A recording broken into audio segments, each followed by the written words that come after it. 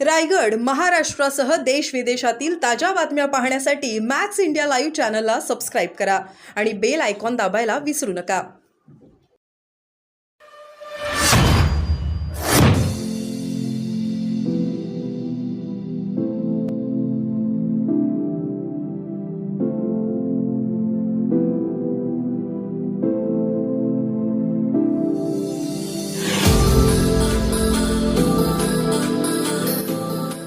बाबू इकडून चल हे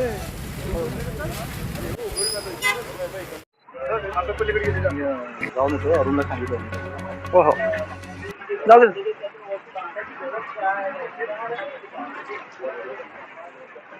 काय झालं नेमका अपघात? हे नॅशनल हायवेच्या बाजूला DBJ कॉलेजला लागून त्यांनी भिंत बांधलेली होती आणि त्याच्यावर कंपाऊंड होतं. काल त्या अति पावसामुळे ते वरचं कंपाऊंड खाली ढासळलेलं आहे आणि त्यात एक 19 वर्षाचा मुलगा त्यात मयत झालेला आहे. त्याला हॉस्पिटलला हलवलं आहे. पुढील कारवाई करत आहोत. घटना कशी बघताय तुम्ही? आपण जर हे बघितलं तर नक्कीच जेव्हापासून या हायवेचं काम सुरू झालं आहे, ज्या कॉन्ट्रॅक्टरने या हायवेचं काम घेतलं आहे ते अनेक ठिकाणी अनेक अडचणी आहेत. मध्यंतरी ब्रिज पडून मोठा अपघात या ठिकाणी झाला आहे.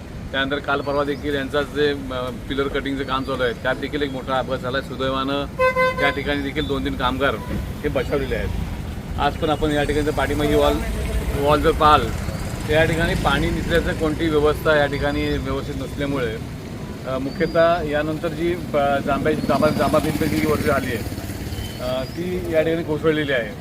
त्यामुळं माझं म्हणणं आहे की पहिल्यांदा या ठिकाणी याची चौकशी झाली पाहिजे आणि जे कोणी या यंत्रणेमध्ये दोषी आहेत त्यांच्यावर कठोर कारवाई झाली पाहिजे.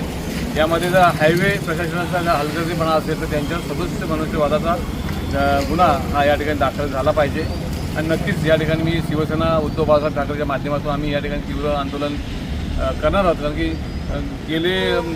गेले 5-6 वर्ष या ब्रिजच्या माध्यमातून या हायवेच्या माध्यमातून जे काही अतोनात हाल या ठिकाणी चिपळूणवासियांचे होत आहेत ते खूप दयनीय आहेत आणि त्याकरता नक्कीच आम्ही आवाज उठवणार हे आपल्या माध्यमातून सांगू इच्छितो. काय नाव आपलं?